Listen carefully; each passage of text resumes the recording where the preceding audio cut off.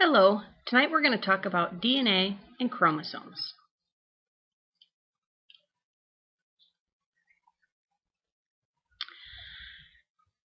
The first thing, let's talk about the difference between DNA and chromosomes. Then we're going to talk about different types of mutations that can occur on the DNA. First of all, DNA is that double helix that we talked about earlier when we talked about the structure of it. So here's what the DNA looks like.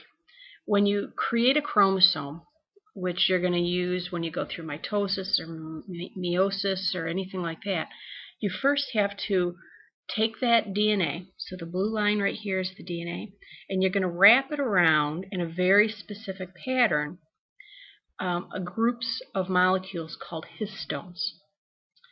And you're going to wrap it around and coil those together. Now, when it's wrapped around, it's actually called a nucleosome. It's wrapped around 8 histone molecules, and specifically there's 2 histone 2A molecules and 2 histone 2B and so on and so forth. Those combine and form a nucleosome. And then in between nucleosomes you have another histone molecule called a histone 1 molecule. These help to create the loops and twists that help form the chromosome. Okay, so you're going to wrap it around. Here's the one in between, wrap it around, and it continues on from there. Okay, so you had your DNA, you wrapped it around your histone molecules. Those coil and get tighter and tighter, creating your chromosome. See, so there's where it was, tighter and tighter. And then those loop back and forth. And then those loops coil back and forth, creating your chromosome. So as you can see, the chromosome itself is actually highly condensed. That process is called condensation. It condenses the DNA into a chromosome. Okay, 2 terms that are used at this point. Euchromatin are regions of the DNA where it's fairly loosely bound to the nucleosome. Here you can have transcription take place. Those genes can be copied. Heterochromatin is where the DNA is so tightly bound to the nucleosomes that those genes are totally inactivated. So one way of turning off genes is to turn those regions into heterochromatin. Another way of turning off genes is a process called DNA methylation. Methylation is when methyl groups are going to be attached. Now, do you remember some of the structure of the DNA? You had adenine and thymine binded together, and cytosine and guanine binded together. Okay, well, cytosine is capable of being methylated. Methyl groups can attach to any cytosine molecule. When they do, the effect is that section where the cytosine is and the methyl group has been attached is inactive. Those genes with cytosine that's methylated can't turn on. Now there's lots of examples of this, lots of ways that this can happen. First one is a disease called inactivation of the X chromosome, inactivation X. And what happens with this disease, it's not really a disease, it happens in all women. Girls, you have 2 X chromosomes. You got one from your mom and one from your dad. Well, when you were just a little tiny embryo,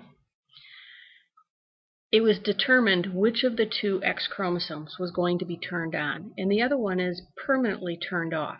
Now, you're only a couple of cells big when this finally is determined. So some of your cells might have, let's say, your dad's X chromosome turned on and your mom's methylated, turned off. And other cells in your body might have your mom's X chromosome turned on and your dad's turned off. When it was determined, when they were inactivated, you were, like I said, maybe 4 cells big. Well, if 2 of them turned off your dad's and turned on your mom's, and 2 of them turned off your mom's and turned on your dad's, then you have a little bit different X turned on in different parts of your body. Whatever cells derive from those two cells of each type have that specific X turned on. It doesn't usually do anything to you, but sometimes you can see this. For example, have you ever seen a person with one blue eye and one brown eye? That's how that happens. Not necessarily with an X chromosome, but with a gene. Okay, this process is actually called genetic imprinting. We're going to watch a little video about this and see if that helps us to make sense.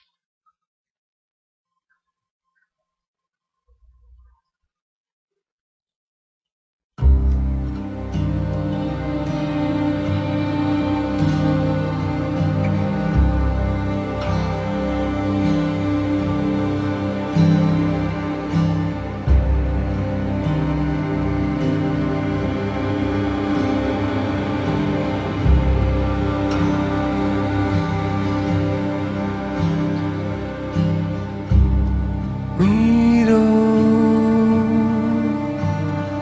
have to worry.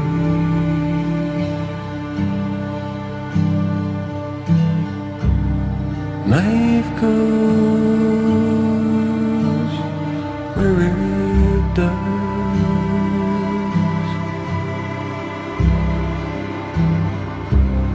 Faster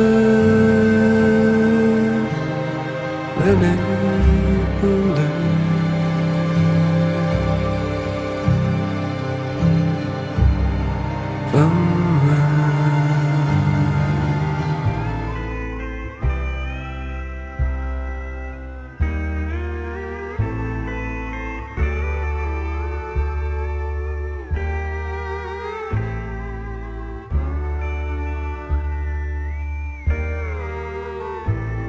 Many lights up today, many lights up this way. What is this road here? Where have I come?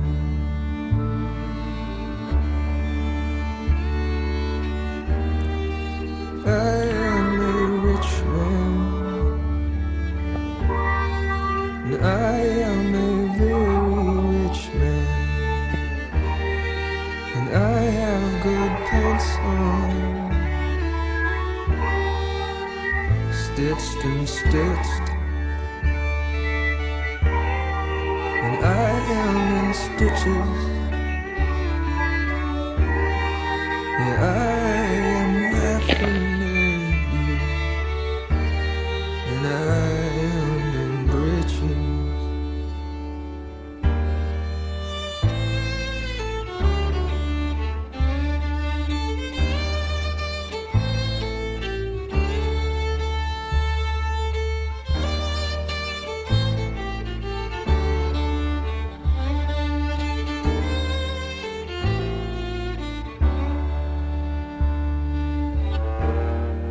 And I've written books for you,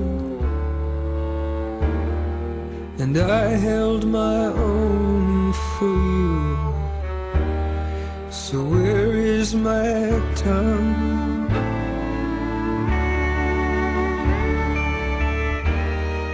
And I am no more a workhorse. I am no more a workhorse. I am no more workhorse. I am no more workhorse. I am very.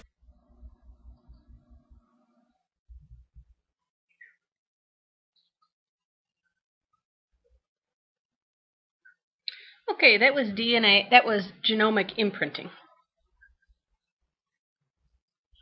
Let's look at another example just to really help. Okay, here we have a pigment gene is paternally imprinted. That means it's on the male genes. Paternal is father. Mating between the male and the female, a male who has it and a female who does not have it, show these offspring. And produces the offspring that only show the pigmented phenotype. In this example, the father's allele is inactivated in the offspring. Therefore, only the expression of the mother's no pigment allele is imprinted. Okay, let's keep going. So what basically this means is that even though he had the gene for it, and it might be dominant, when he produced sperm and she produced an egg, when they fused and created the offspring, one of the two genes is turned off, and it just happened to be the pigmented gene. And so the child did not have it. And that happened in this case twice, once with each child. Okay, let's take a look at mutations. There are several types of mutations, and we're going to look at several of these. A mutation is a change that has occurred to the DNA or to genes. Okay? There are lots of things that can cause changes, but it's just that there is a change. Okay? Every organism, even you have mutations. You are not exact copies of either of your parents' genes. Okay? Now, as we go through this, the wild type is the normal allele found in a population. So, for example, if I look at fruit flies, the wild type of fruit flies have red eyes. Mutants are ones that have a different form. So there are brown-eyed fruit flies, there are white-eyed fruit flies, there are ones who have strange shapes to their eyes. Those would all be called mutants.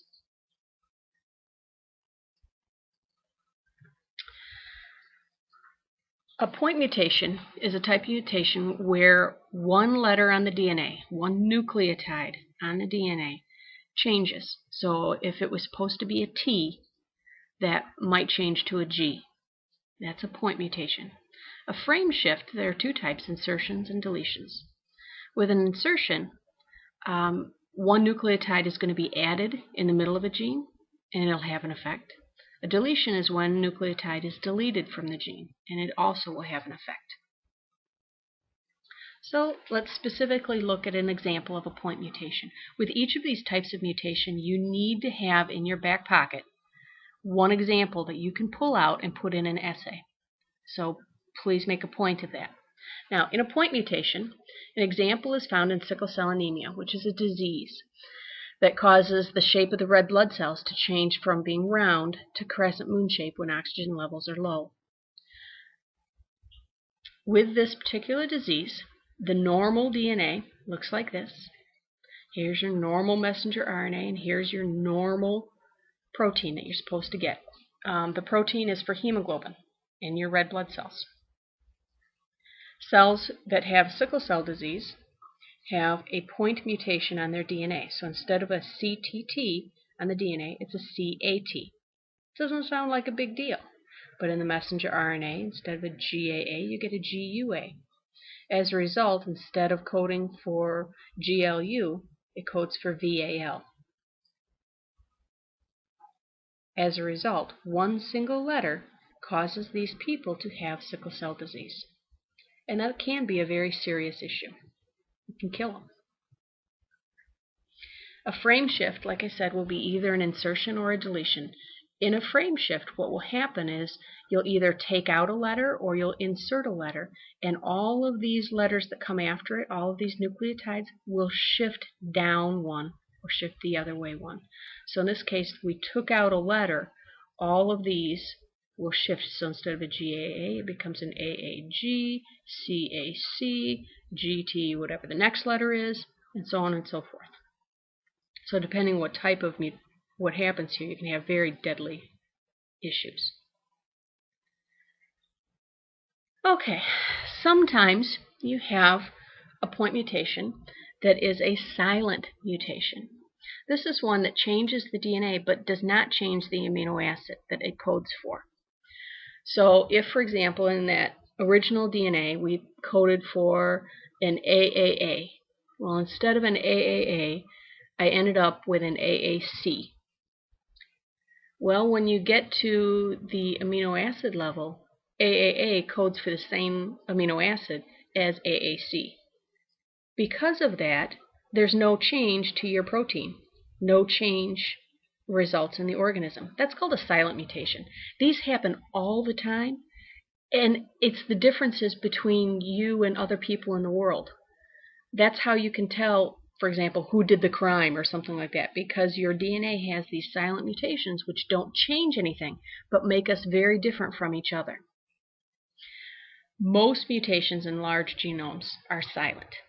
They don't change. But occasionally you can get ones that will change. Now, in a deletion is where a large area of a chromosome is cut out and removed. Now, we just talked about deletions a second ago. Let's go back. A frameshift mutation deletion, when I took one letter out, okay? But this is a deletion, oops, wrong direction. This is a deletion of a whole section of a chromosome. Okay, when you take out a whole section, okay, this is what it looks like afterwards. Whatever those genes were coding for, they're gone. That can be a major issue to the organism. And a lot of times, these organisms are going to die. They're going to die before they're born. Those are stillborn deaths. A duplication is when you have that area, but you're going to duplicate it. So I have it here, and I have it again. Now, that usually doesn't make that big of a difference, but it can if you get too much of a specific product. Maybe it causes uncontrolled cell growth or something like that, and that can lead to a cancer or something. So, depending on what genes are copied, it might be an issue, but not as much as a deletion. Another type of mutation that can happen on a whole chromosome is called an inversion. Here's your original DNA, the letters A, B, C, D, E, F, G, H, all represent genes on a chromosome. Well, in an inversion, one section gets flipped. So it's just flipped upside down, and those genes are actually now inserted backwards. Okay? But they're still there, and your cell can find the genes, but they're inserted backwards. Another type is a translocation. In a translocation, one part of a gene will cut off and move to another part of a gene. Another chromosome. So this is chromosome 4, this is chromosome 20. Now you can have reciprocal translocations and you can have just a translocation. In a translocation, one part of the chromosome could be cut and attached to another chromosome. That's called a jumping gene. And that's an issue because when the cell goes to look for whatever this gene is right here, it's not on chromosome number 4 anymore, and it can't find it. So those genes, in essence, are lost to the cell. They don't know where they're at. With a reciprocal translocation, these genes come over here, these genes come over here, so you have two new derived chromosomes. And again, all of these genes are lost and these genes are lost. They don't really know why that happens, but it's one of those things that can happen during crossing over. It's not supposed to happen, and usually these eggs or sperm are going to die, so they are not going to survive to become an embryo. Now, another type of mutation you can have that occurs with whole chromosomes occurs during a process called non-disjunction. This happens during meiosis. During meiosis, your chromosomes are supposed to line up in your tetrads, are supposed to line up in the middle. Okay? When they line up, they're supposed to equally separate into either side. But if they don't equally separate, they didn't line up in the middle like they were supposed to. So you were supposed to get these two going this way and these two going this way. This whole chromosome went with the other half of it towards this one. And so when it separates again during meiosis 2, you have one too many chromosomes in the sperm or in the egg. And these cells over here have one too few. If that happens to be the sperm or egg that gets fertilized, then you will have an issue. An example of this is Down syndrome. The chromosome that is duplicated is chromosome number 21. People with Down syndrome have 3 of them. As a result, all the symptoms that you see with people with Down syndrome are results of having 3 chromosome number 21s. There are other examples. There's another disease called Turner syndrome, which occurs only in females, and they have 45 chromosomes instead of 46. The one that's missing actually is an X chromosome, and they have a lot of issues that result from only having one X chromosome. There are several others, Edwards syndrome, Patau syndrome, and to name a few. There are lots of non-disjunctions. All non-disjunctions are pretty serious. We'll talk about these when we get to genetic diseases, which is another lecture, but there are serious issues that result from chromosomes not separating properly during meiosis. Some of the causes of mutation could be things like chemicals in the environment, X-rays, infrared radiation, things like that. Okay. Oh, I have a typo right there. Errors in. Another example can be DNA polymerase can make an error when it's copying the DNA. So like a point mutation, it's supposed to put an A and it puts a T. That's a point mutation. That's a DNA polymerase mistake. We have molecules that follow behind DNA polymerase checking for those types of mistakes, but occasionally one or two of those will get away, will get past. And so you can get point mutations occurring. Another one, I have another typo. This slide had 2 typos. That's terrible. Tautomers are altered forms of nucleotides which bond to the incorrect base. So if I'm supposed to have an A binding to a T, if I have a tautomer of a G, it might bond to a G, and then when you separate and make the protein, you're going to have the wrong one. Those are very uncommon, but they're called tautomers. We already talked about non-disjunction in meiosis. That's a major mistake. You can also have chromosomal breaking, which causes the translocations. If a piece of a chromosome breaks off, when it reattaches, did it reattach to the correct chromosome? That's an example of a translocation. Bases in the DNA can change because of a spontaneous chemical reaction. For example, deamination converts cytosine to uracil, which will then bond to adenine instead of guanine. That's weird. But that chemicals can cause that to happen. They can actually change the nucleotides. Okay, those were all spontaneous mutations. These are ones that are induced. They can be caused from chemicals which change the nucleotide bases on purpose. So if we know that there's a gene and we want to kill the gene or destroy it, you can add chemicals to the person and do that. Chemicals that can add groups or bases. You can have chemicals that will methylate various genes. Radiation, whether it's natural from the sun or X-rays, can damage genetic material. So those things can induce mutations. Now the last thing we're going to talk about is the study, the science of epigenetics, which is a brand new science that's just opening up and broadening. It's a study that factors, it's the study, the science that studies the factors that determine how much or whether some genes are going to be expressed in your body. I have a wonderful YouTube video that really helps you to understand this. You'll like this guy.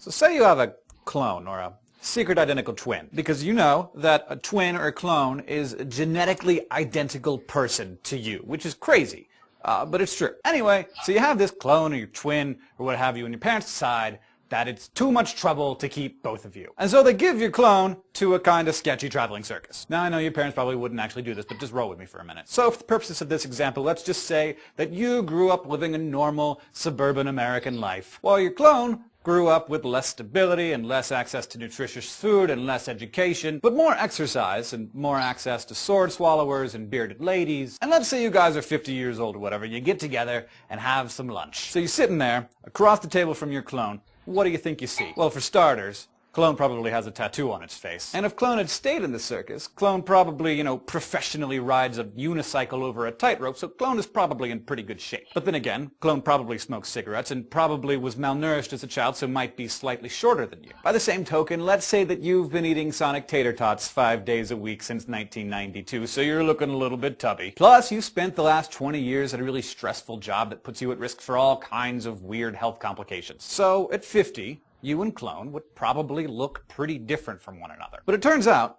you don't just look different, you actually have become different. Now, if some scientists looked at your genetic code, they would say that your DNA was still exactly the same as that of the person. That is to say, if your genome is a paragraph, all of the letters would be in the exact same order. But on another level, there would be a huge difference, and if we extend this metaphor, we can say that the letters are in the same order, but the spaces and the punctuation are all in different places. Of course, completely, potentially changing the message of that paragraph. The study of this genetic punctuation that I'm talking about is called epigenetics, which literally means above genetics. The epigenome doesn't change your DNA, but it decides how much or whether some genes are expressed in different cells in your body. Epigenetics looks at what happens to your genes over the course of your life and whether those changes could be passed down to your children or even your grandchildren. So here's the way epigenetics works. You have billions of cells in your body, and they each contain your DNA, the same exact blueprint of your genetic code. But just because they have the DNA doesn't mean that they know what to do with it. They need outside instruction from these little carbon and hydrogen compounds called methyl groups. The way these methyl groups control the genome is by binding to a gene and saying,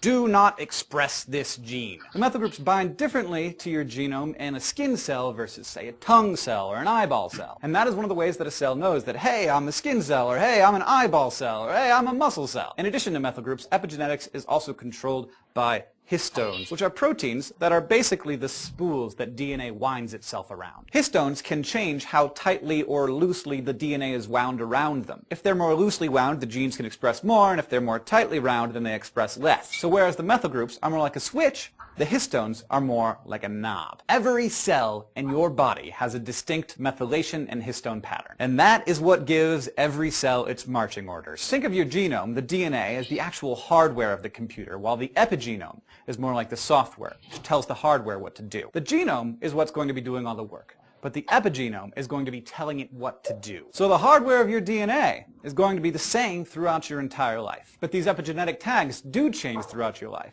and they decide what genes get expressed or not. Now, epigenetic information in a cell isn't permanent. It can change throughout your life, and it can be hereditary. And it can change over time, especially when your body is going through a lot of changes, like, say, during puberty. A bunch of methyl groups kick in and they're like, okay, so you guys over here, you're going to have to start growing hair, and you guys over here, I really need you guys to get behind giving this guy some really horrible acne. Or like when you get pregnant, which hopefully I won't, but when you do, your epigenome has to be like, all right, guys, everything's about to get a whole lot bigger in here, and we're going to have to pass something the size of like a Merriam-Webster's dictionary through that little pipe over there, so let's get this thing done. But it's not just these dramatic times when the epigenome is changing. It changes subtly throughout our entire lives, and it changes based on a lot of environmental factors, like what we do, what we eat, what we smoke, and how stressed out we are on a daily basis. Scientists have found that things like a bad diet can actually lead to methyl groups binding to the wrong place and making mistakes. And with those bad instructions, cells become abnormal and become a disease. And then basically all hell breaks loose and you get cancer or something. Epigenetics is a very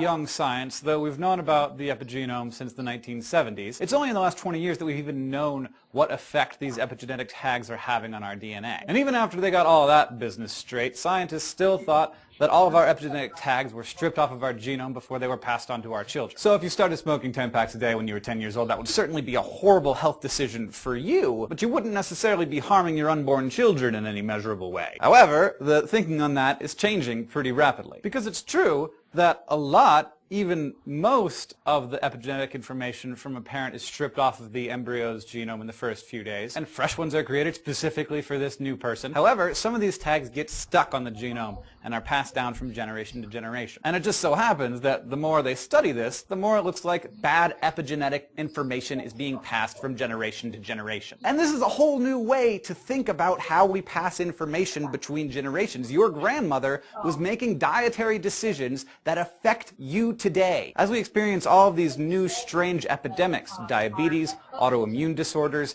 cancers, that weren't appearing in previous generations, it's starting to look like these may be caused by epigenetic information passed down from our parents. I know, it's such an unbelievable buzzkill. There is no point in our lives when we can do anything without guilt anymore. The discovery that the environmental factors of parent experiences can be passed down from generation to generation was sparked in the 1980s. And this happened when some scientists were looking at the birth and death records of some people who lived in 19th century Sweden. As is a weird place to find a genetic revolution, but there it is. It wasn't just any place in Sweden. It was in Norrbotten, which is the northernmost county in Sweden, which is literally in the Arctic Circle. And despite the fact that Norrbotten was literally the worst place you could possibly choose to live in Sweden, there were some people living there in the 1800s. And they were completely cut off from the rest of the world. Let me clarify.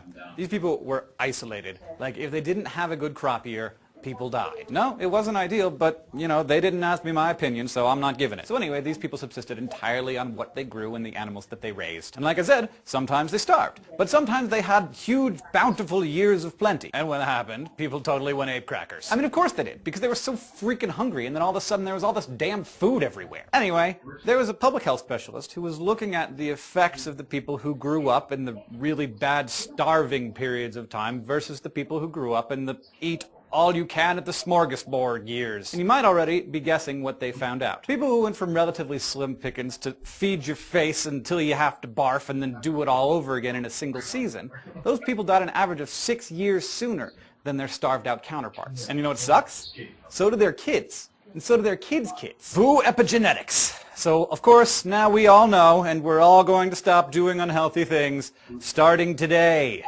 Unless the damage is already done. The damage is almost certainly already done. But hey, epigenetics brings good tidings along with the bad ones. For instance, we now know that certain types of cancer are caused by misplaced epigenetic tags, and scientists are now developing drugs that can silence the bad genes that were supposed to be turned off in the first place. Additionally, until recently, we thought that genes were the end-all and be-all of who you got to be. They were your blueprint, and you couldn't escape them. This outlook is not just kind of depressing, it also leads to a yucky sort of social prejudice. Because when you look at data without considering social and epigenetic factors, it might look like people with less money are less intelligent. So just like 15 years ago, there were scientists saying things in public, mind you, like, some people just have good genes for intelligence, and it just so happens that the poor people don't. Oh, it's so sad. Too bad, poor people. But you have bad genes. Well, it turns out that that is not even a little bit true. Not only are there a huge variety of social factors that affect how well people do on intelligence tests, but a genetic trait is also not just a product of genes, it's also a product of environment. Any one person's genome is determined by any number of decisions made by any number of their ancestors. And right now, you are making decisions that are going to affect people who are alive long after you're dead. No pressure or anything. And so I'm glad you've watched this, because when you and your clone are in your 60s and you sit down, have lunch, and he brings his son and his son has a tattoo on his face, he did not inherit that from you. This is Hank Green for The Sci Show. We hope you learned something.